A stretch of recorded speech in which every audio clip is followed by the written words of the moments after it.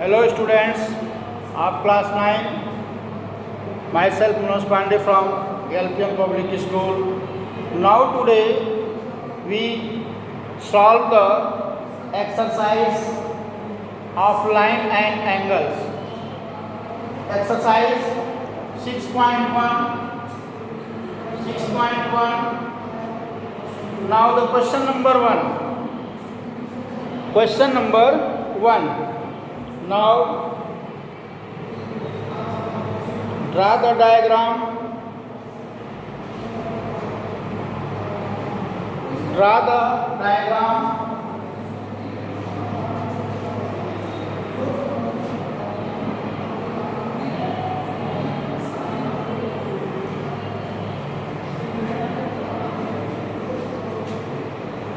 A, B, C, D, O, F, E. Now the angle AOC plus angle BOE 70 degree and angle BOD equal to 40 degree. Find angle BOE and reflex angle COE. हमें जो find करना है, जो figure दिया हुआ है, a line AB and CD, are intersect to each other at point O. Then angle AOC and BOD are equal. Angle AOC and angle BOD are equal 40 degree vertically opposite. ये angle जो है vertically opposite angle है. ये angle vertically opposite angle. देखो angle AOC and BOE इन दोनों का सम दिया हुआ है और ये एंगल इसके इक्वल है और एंगल BOD 40 डिग्री है. तो एंगल AOC कितना होगा? 40 डिग्री. क्यों 40 डिग्री होगा? क्योंकि ये वर्टिकली अपोजिट हैं और वर्टिकली अपोजिट एंगल इक्वल होते हैं. क्लियर है? अब देखिए angle AOC plus BOE equal to 70. ये एंगल AOC 40 है तो BOE ये 70 है. Angle BOE 70 minus 40 30 degree. 70 minus 40 30 degree. ये एंगल हमारा है BOE. ये एंगल है BOE. ये 70 माइनस 40 है, ये 30 डिग्री. अब ये एंगल आपका क्लियर हो गया. ये एंगल 30 डिग्री, ये एंगल 40 डिग्री, ये भी एंगल आपका 40 डिग्री. हमें एक एंगल हमारा निकल गया. दूसरा एंगल जो है रिफ्लेक्स ऑफ CO की फाइंड करना है. तो एंगल COE का रिफ्लेक्स एंगल क्या होगा? COE ये एंगल है, तो इसका रिफ्लेक्स एंगल ये पूरा एंगल होगा। इसका रिफ्लेक्स एंगल यहां से लेकर के यहां तक ये पूरा angle reflex angle of COE होगा। अगर हमें COE का मान निकल जाए, अगर हमें COE का मान पता चल जाए तो 360 से इसके मान को माइनस कर देने से ये रिफ्लेक्स एंगल निकल जाएगा। When we know the value of reflex angle, then we find the value of COE। तो देखो angle AOC plus COE plus BOE equal to 180 degree, equal to 180 degree.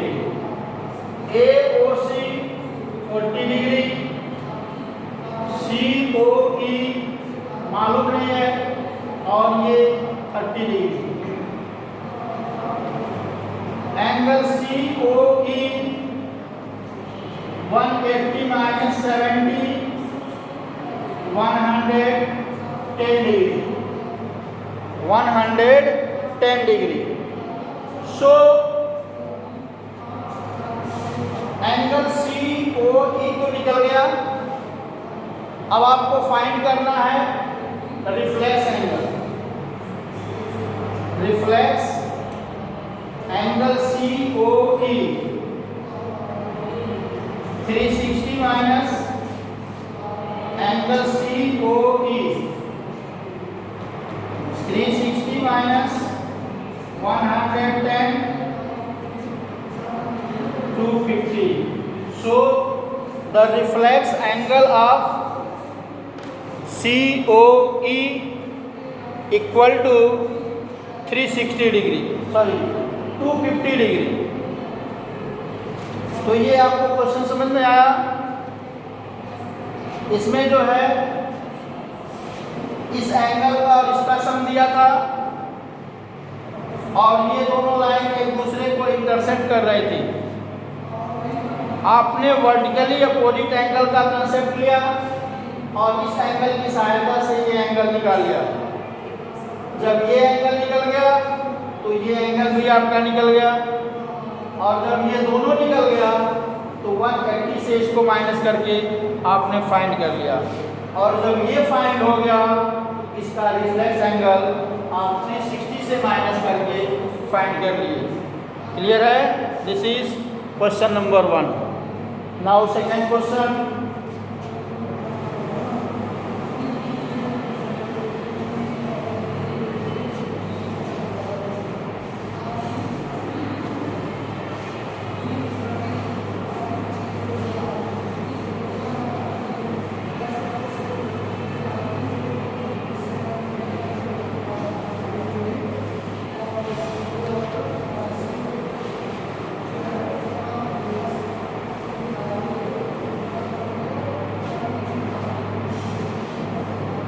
Question number 2.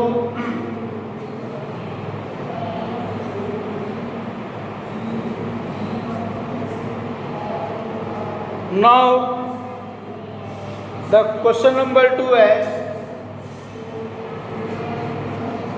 now see the figure of question number 2.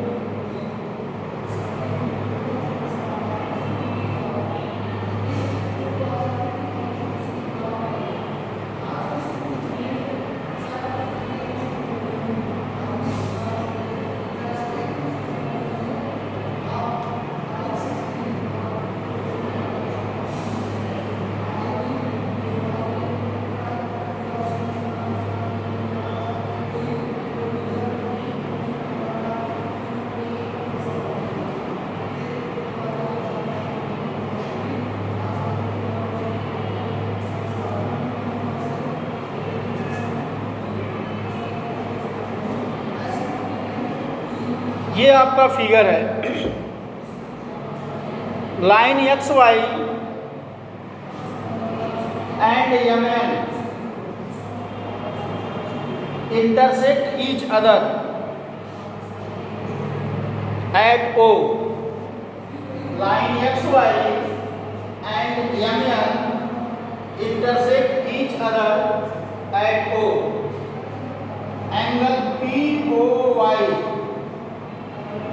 90 degree and A ratio B 2:3। A और B का ratio दिया गया है, हमें C की value find करनी है। तो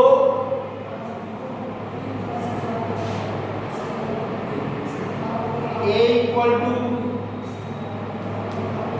2x and B equal to 3x. Now the angle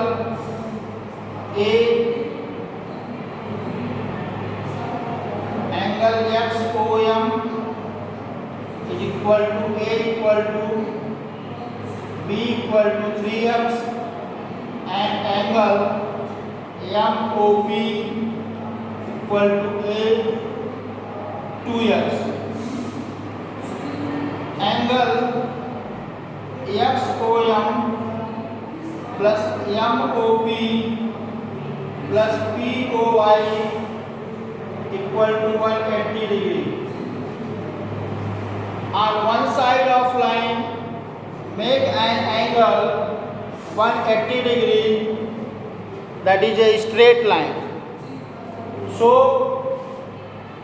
XOM B 3x, MOP 2x plus POY 90 180.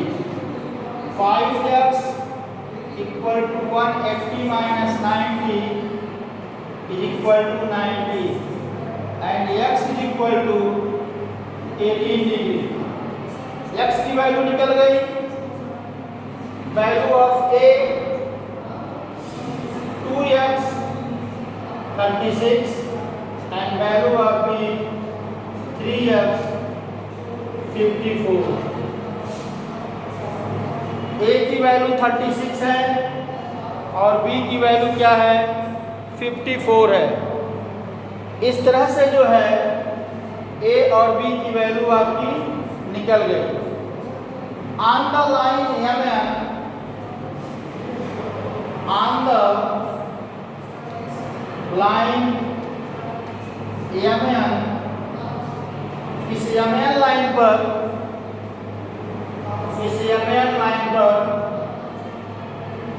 Angle MOX plus XON equal to 180 degree.